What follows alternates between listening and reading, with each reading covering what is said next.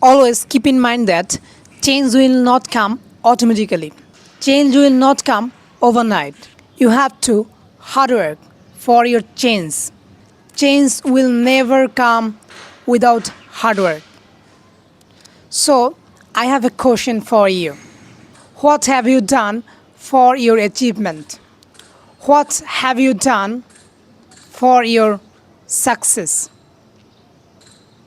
You didn't hard work. So, how you can get success? Please reply my answer. You have to reply my answer. Success will never come automatically. You have to work out every day. You have to be consistent. You have to be hard worker. Without hard work, nothing will be possible. You have to understand it.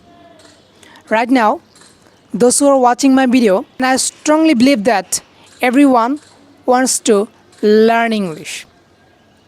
But they can learn English. They're always looking for someone and they are always giving excuse. Dear brothers, don't give any excuse. Just depend on yourself and do hard work. Without hard work, nothing will come to you. And I strongly believe that. Whether you believe or not, it doesn't matter. This is the reality.